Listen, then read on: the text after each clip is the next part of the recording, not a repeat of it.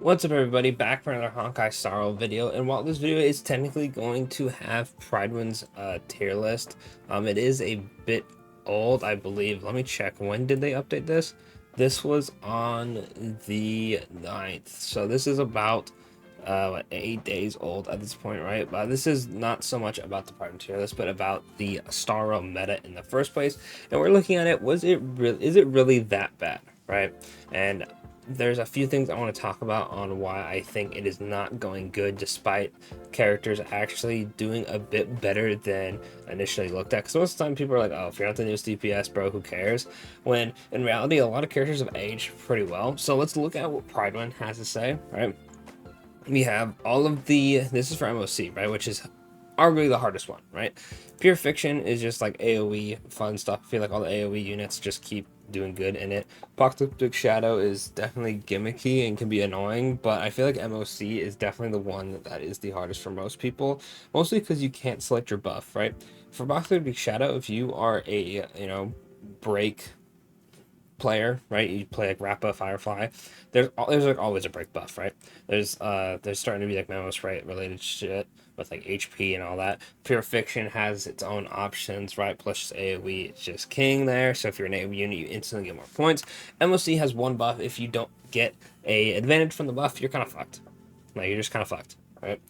This one is pretty annoying because it's like HP related stuff. So like if you're running like Acheron, like Acheron's not getting any use out of it. Like yeah, you get hit and they'll do a little bit of damage, but nothing is actually helping you in that MOC unless you are related to HP drain, which is media and Castors, which makes sense. They're trying to sell the new unit, but the other two game modes are just infinitely better at helping players who don't have the new unit that this was made for. Not saying they don't try to cater to those units, but you have options. You have options if you don't want to do that, right? So tier 0, we have the 4 newest DPSs, which I'm going to say this right now, they're definitely dropping a little too many DPSs lately, but that's a conversation for a little bit later. Tribi, the RMC's up, Hoyoverse up, makes sense, pretty much just the de facto like supports and healers. Argenti is going up, Herda went up, okay, March went down, damn. Topaz went down. Yeah, Phasia went down too. Follow-ups not doing too hot. Firefly is, showing her age. Shout out to Rappa for being just infinitely better. Ruin May going down. Really? What the hell? Hang on, actually, I'm curious what they say about that. Oh, okay, that makes sense. It's trivia, right? Because you're using her with break, which break is like slightly going down, and then you have Tribi, and I believe people are just using Tribi in breakdown for the true damage, so that makes sense. Luocha's probably gonna go up because he's like them being the same tier, that shouldn't be a thing. Fuchuan should definitely be in 1.5. Luocha should definitely go up because Luocha's good. Everything else just looks like normal stuff, like who's using you, who's using Dot. Mo's is just like you have March. March is free. You're not using Mo's, unfortunately. Sampo, I mean, like who's using Dot, right? So overall, this pretty much just encapsulates new units go burr. Some units just age a bit better, right? So let's go over here to the characters who actually aged bad and aged good, right? And the characters who were just like, is there any characters who is really just a infinite skip, right? So first things first, I'll start with Lele. She aged pretty okay. I mean, she's, if we go to Pridewin, right, which I know people have their opinions on Pridewin, she's a bit low, right? She can be usable and she can be good, but she's definitely not like the powerhouse she was. I think she aged okay, right? Jingyun aged fucking amazing. They fucking glaze the shit out of this guy for no reason. He's absolutely absurd. Silverwolf aged horribly. She was like insane pickup and then just irrelevant to sell. Loja aged great. Good healer. Blade aged okay. Kafka aged bad. Danheng aged okay because of Sparkle. Kept him in the game a bit longer. Fuchuan aged bad. She was really, really good and then just fell off. Jinglu aged bad, unfortunately. Topaz aged bad because we have March and Mose around the time where she actually was picking up. Like, you could run her with ratio, and that was good. That was good for its little time period. But right when Fei Zhao came out and you had like March and Mose options, it's rough, right? Full must pull. Energy, attack, healing, great. Argenti, he aged okay. Run May, must pull. Ratio, aged okay. Black Swan, aged horribly. Sparkle, aged horribly. Sparkle's probably the best character that I'm going to put on aged bad. but that's literally just because her main gimmick skill points is on like was really used for Don Hang and like can be used on other teams, but it was like, okay, we're just gonna have more characters like Don Hang come out where they need a lot of skill points, and that just never happened, right? Acheron aged great, Aventurine must pull, Robin must pull, Boot Hill aged great, Firefly is aging okay, Jade's great, Yun Li, I'd put her in okay. What is Pride? Where does Pride have her? Tier 1? Yeah, I can see it. I can see it. I haven't used Yun Li in a minute, so it's hard for me to say. Zhao Q, I'd say he aged great right now. Fei Zhao's aging great. Lingsha must pull. Rappa aged great. Sunday must pull, must pull. And then we will see for these guys, and then Teresa must pull. I'd say if we had to put a character in Skip, I actually don't know who it would be. I think every character has been somewhat decent for their time period and what they're like used for. So I don't think we've had a skip yet, right? You can argue there's been skips just based off of like leaks and stuff, right? Which, you know how people feel about leaks, but I feel like at this point they're kind of like a must. You just gotta peep them, bro, because of how much they spam 5 stars. Now, I think a lot of characters, even though they've aged bad and aged okay, and some of the characters in aged great still like need certain stuff. So if you don't have Sunday with Jing Yun, he goes down to aged bad, whatnot.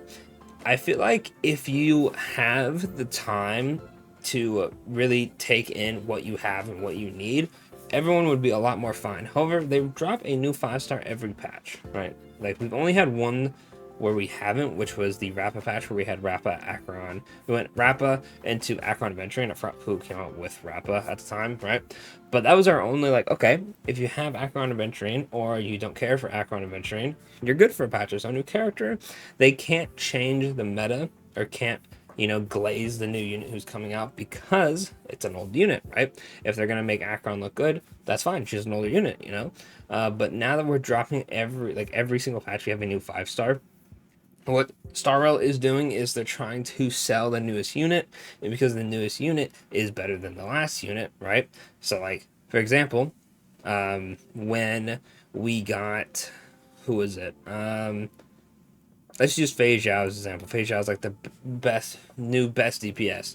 Herda came out. Herda is the new best DPS. Now it's looking like potentially, I'd say Castoris and Herda are like on even playing fields, right?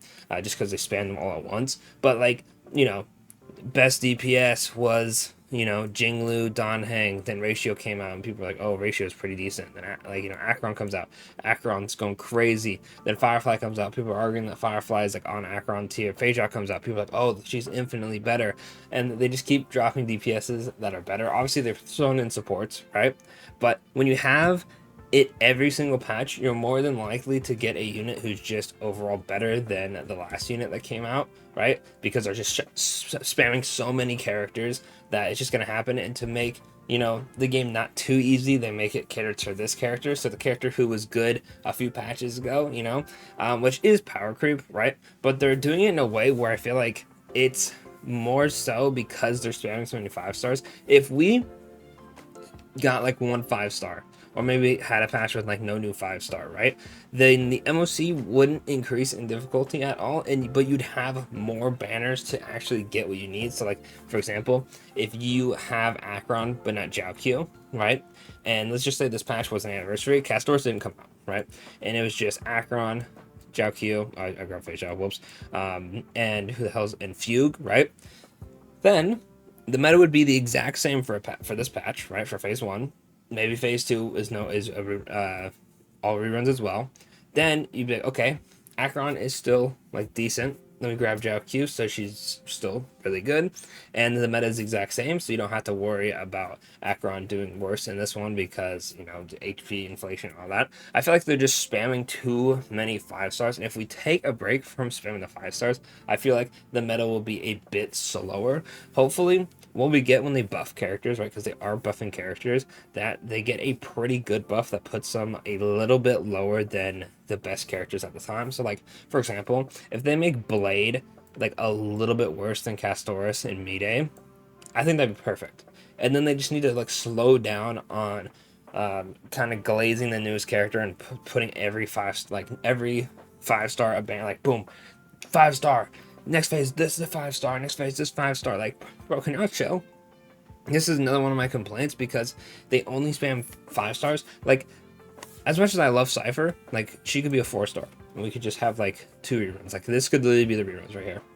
It's just Cypher, Aglia, Herta, right? And then we're chilling, right? And then we're done.